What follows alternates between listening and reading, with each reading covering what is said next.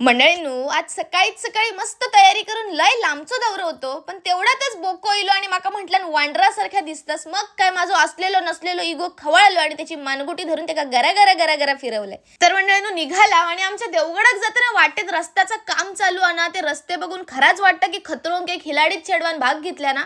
तर मंडळींनो जाऊन पोहोचला, जा काय नकट्या एवढंसं काम होतं तर करून झालं आणि आता डायरेक्ट मी जाऊन पोहोचलोय पाखरूच्या घराकडे. मंडळींनो 2024च्या महाशिवरात्रीक मी हय इलेलं आहे, ह्यांच्याकडे जेवून गेलेला आहे.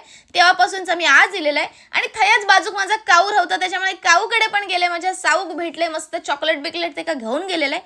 तर म्हणजे सगळे पाहुणे सोयऱ्यांका भेट देऊन झाली आणि आता आम्ही निघाला आमचं मी टाइम सेलिब्रेट करू. तर मंडळींनो कॉलेजची पोरं झिलग्यांबरोबर फिरायला जाऊ कशी बंक करून जायची, तसे आम्ही पण आठवड्यात ना 3 दिवस म्हणजे त्या जागेवर जाऊन बसायचा.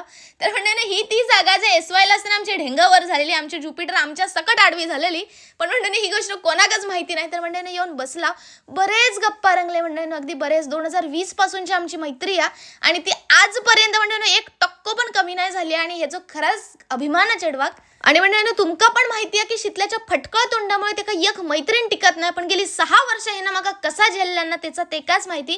म्हणजे 100 वेळा त्याला मी फोन करून टोचून बोलले असन, त्याचं मन दुखावलं असन, पण कधी सोडून नाही गेला हो, कारण शीतल्याक ओळखणारा हा खरा माणूस होता. आणि म्हणजे म्हणतात ना की ह्या मतलबी दुनियेत 100 मित्र असण्यापेक्षा एकच असावं, पण तो कट्टर असावा. आणि ह्या वाक्याक अपवाद हा माझी मैत्रीण. तर म्हणजे जाऊन पोहोचला, मग डेपोत सोडला, अगदी माझी बस जाईपर्यंत त्या माणूस खाली उभा होता. जवळजवळ 15-20 मिनिटं मी बसमध्ये बसा नव्हता.